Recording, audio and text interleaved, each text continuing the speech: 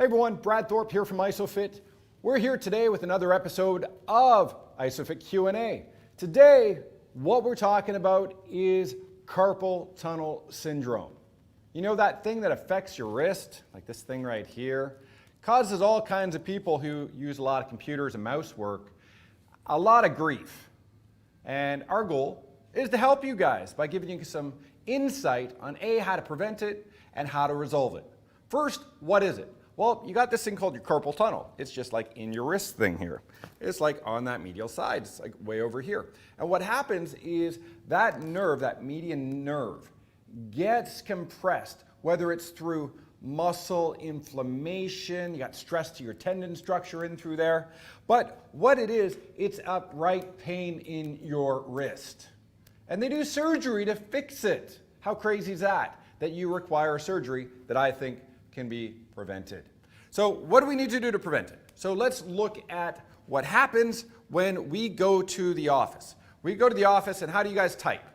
You guys type like this, right? You guys don't usually type like this. But a lot of guys who go to the gym, they do bicep curls all day long. And what happens is those muscles, be it your biceps, get kind of really, really strong.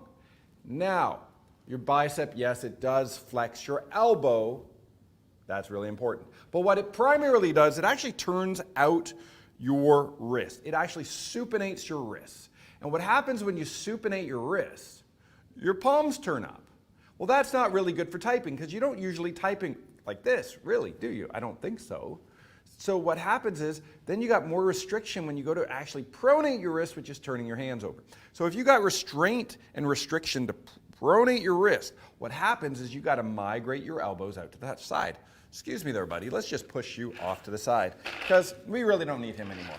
So I'm going to put him over there. So what happens is when you're kind of here and you now sort of migrate your elbows over, so you end up loading up this upper trap muscle.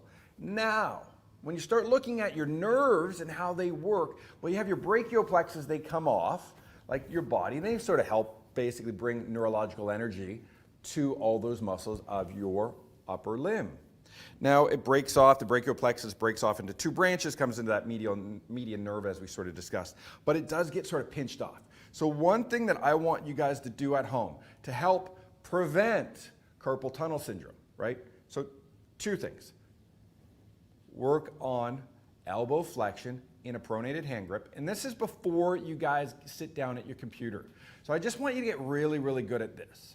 So that's one thing, right? And the wrists, what I want your wrists nice and straight. I don't want your wrists cocked back. I don't want your wrists like here. I just want to keep your wrists nice and straight.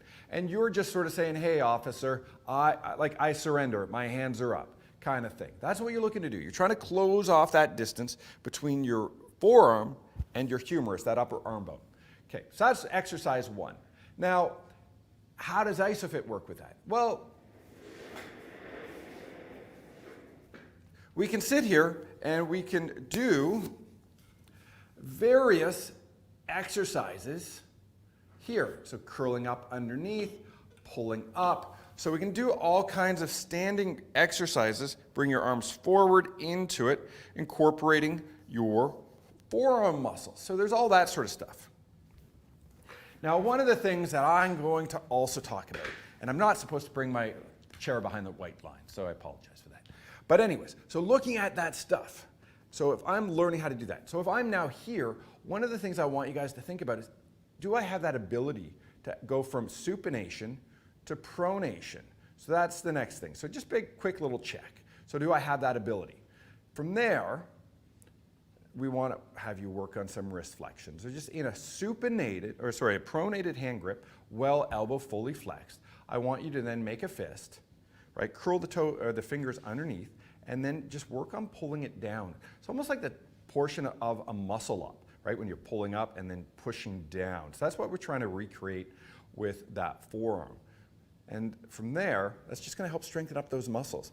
All this passive stretching stuff, what it does, it destabilizes the muscles and the ligaments and tendons through the wrist, so it doesn't support it appropriately. So stop stretching your wrists if you got carpal tunnel syndrome.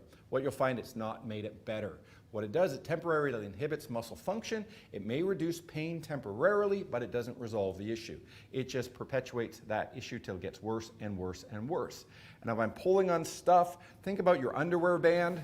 So what happens if I sit here and pull my underwear band? What happens? It breaks down. It goes from an elastic state to a plastic state, and it eventually stops working the way it's supposed to work. And what happens when it stops working the way it's supposed to work? It doesn't stabilize the structure. That means there's going to be more stress on your ligamentous tissue, as well as your nerve roots, or the nerve branches that go through there. And that's how we sort of look to help resolve carpal tunnel syndrome. If you guys found this interesting and you like more of this, I'll see you tomorrow at 1 o'clock for the next episode of Isophit Q&A. See you tomorrow.